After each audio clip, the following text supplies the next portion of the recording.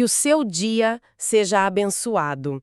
Sabe, tem uma pergunta que acho que todo mundo se faz em algum momento, né? Com certeza. Qual é o verdadeiro sentido da vida?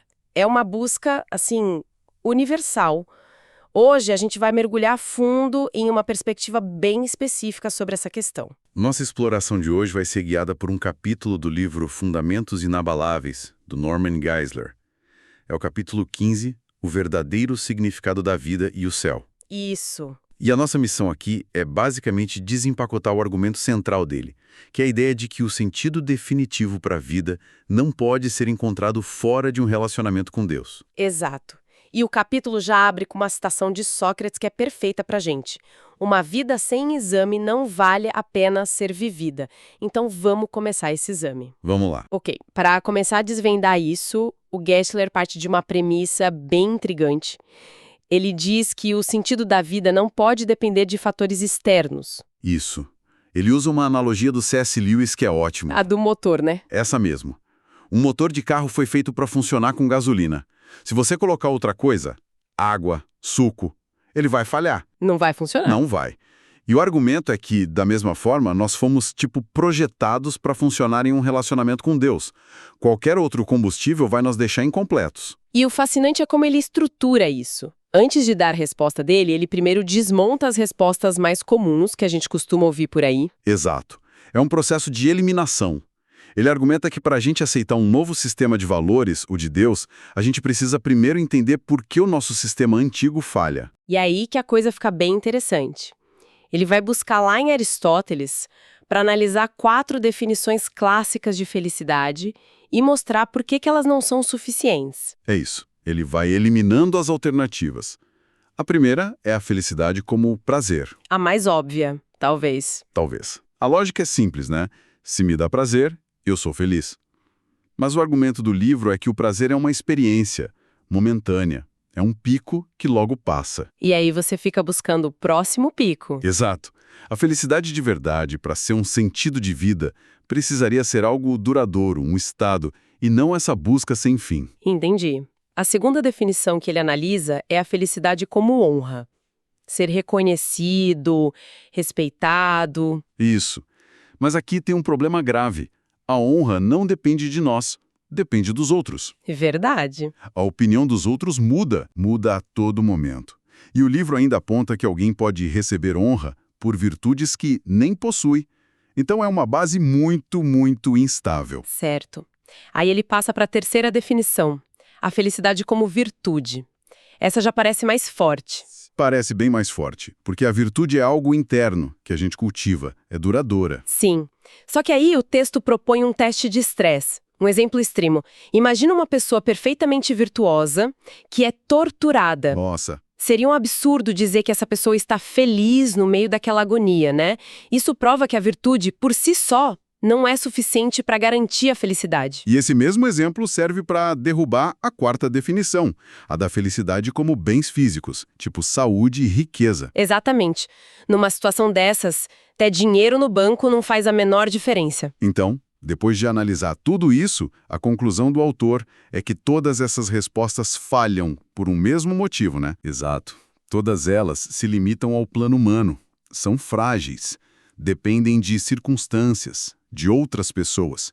A conclusão que ele nos leva é que a resposta tem que estar em algo maior, algo que transcenda tudo isso. Ok. Então, se prazer, honra, virtude e riqueza não são a resposta, segundo o autor, qual é o caminho que ele aponta? É aí que a discussão muda para a resposta teológica. Ele se baseia em pensadores como Tomás de Aquino para dizer que o nosso propósito principal é glorificar a Deus e alegrar-se nele para sempre. A virada de chave, então, é que a felicidade não é o alvo. Não é o alvo principal. Ela é uma consequência de buscar o alvo certo, que seria o próprio Deus. E a menção a Tomás de Aquino é importante, não é? Ele conecta a filosofia de Aristóteles com a teologia cristã. É crucial. Aristóteles falava de telos, o propósito final de cada coisa. Aquino pega essa ideia e diz: o telos, a finalidade do ser humano, é Deus. Ele une a razão e a revelação. Isso me lembra outra ideia do C.S. Lewis que o livro cita, Aquele anseio que a gente tem que nada neste mundo parece satisfazer por completo. Exatamente. Geisler usa isso para argumentar que essa insatisfação não é um defeito, é uma característica do nosso design. Ele cita Eclesiastes, que diz que Deus pôs o anseio pela eternidade no coração humano. Então essa inquietação seria como um GPS interno nos guiando de volta para ele. É uma ótima forma de colocar. Tá, mas na prática, como essa ideia se sustenta quando a vida fica brutal, diante da dor e da injustiça? É aí que entra a soberania de Deus. Sim, e esse talvez seja o ponto mais desafiador de todo o argumento. O livro usa um dos exemplos mais fortes da história. Jesus diante de Pilatos. Pilatos diz que tem autoridade para crucificar ou libertar Jesus. E a resposta de Jesus é a chave de tudo. Não terias nenhuma autoridade sobre mim se esta não te fosse dada de cima. Essa frase é muito forte. É fortíssima. O que o livro destaca é que mesmo no que parece uma derrota total, um propósito divino maior estava se cumprindo. Isso levanta a questão do livre-arbítrio. Como pessoas más, agindo por conta própria, se encaixam nesse plano. A minha mente dá um nó aqui. É a grande questão. E o texto aborda isso comparando Judas e João. 2 apóstolos. Isso. Ambos fizeram escolhas. Judas escolheu trair por maldade, por ganância. João escolheu ser fiel. O argumento é que Deus usou a escolha livre e má de Judas para cumprir seu plano de redenção. E a escolha de João? A escolha boa de João também serviu aos propósitos de Deus, mas de forma colaborativa.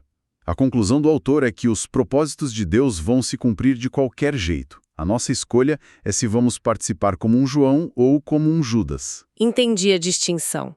A responsabilidade pela escolha má continua sendo da pessoa. Inteiramente. Então, se o nosso sentido está em Deus, qual o papel desta vida aqui na Terra? O livro a descreve como um lugar de preparação e correção. Não é o destino final, é uma oficina. Uma oficina. Gosto dessa imagem. E ele usa outra analogia poderosa, a de Deus como um escultor e nós como um bloco de mármore. Como Michelangelo, que olhou para um bloco de pedra e disse que via um anjo ali dentro e que só precisava libertá-lo. Nossa, essa imagem do Michelangelo é fantástica. Mas também desconfortável. A ideia de que o sofrimento é o cinzel de Deus. É um processo doloroso, com certeza. A ideia não é que o sofrimento seja bom, mas que ele pode ser usado por esse escultor para remover o excesso, o mármore do nosso egoísmo, do nosso orgulho e revelar a imagem que ele planejou. E para isso não ficar só na teoria, o livro traz a história do Viktor Frankl. Exato. Um sobrevivente do Holocausto.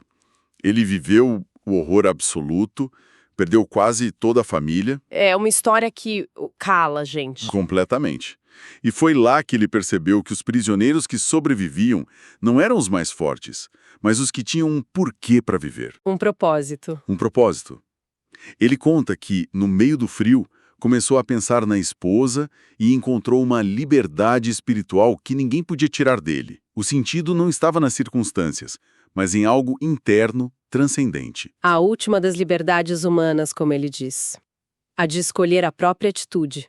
Exatamente essa. É a prova real da tese do livro. Então, toda essa preparação, esse processo de ser esculpido, aponta para um destino final, que é o céu, nessa perspectiva. Isso. O céu é descrito como a culminação desse relacionamento. É onde a preparação termina e a vida plena começa. É a casa para a qual fomos feitos. Perfeito. Um lugar de perfeita harmonia. O texto cita o apóstolo Paulo que diz que, hoje, a gente vê as coisas como num reflexo obscuro no espelho. Tudo meio confuso. Mas lá veremos face a face. Seremos plenamente conhecidos. E tem uma analogia final que o livro usa que é linda. A da orquestra. A da orquestra. Aqui na Terra, a gente tenta tocar o nosso instrumento. Desafina, sai do ritmo. No céu, todos os músicos estarão em perfeita harmonia uns com os outros e com o grande maestro Jesus Cristo. É a sinfonia sendo executada perfeitamente. Exatamente. Então, resumindo nossa conversa, Exploramos o argumento de fundamentos inabaláveis, de que as fontes comuns de sentido, como prazer ou riqueza, são insuficientes. E vimos a proposta de que o verdadeiro significado está em um relacionamento com Deus. Isso. E que esta vida é uma preparação para essa realidade final. Fundamental. Agradar a Deus ou a nós mesmos? Se somos mesmo esse mármore sendo esculpido, a pergunta é: que partes de nós estão sendo retiradas? E qual é a imagem que está sendo revelada? É uma imagem muito poderosa para a gente pensar. E para quem se interessou por essa análise, a conversa não acaba aqui. Nós vamos continuar a explorar as ideias deste capítulo num próximo encontro. Isso, vamos focar nas consequências de se rejeitar essa busca por sentido em Deus, segundo o autor. Que Deus abençoe todos os ouvintes.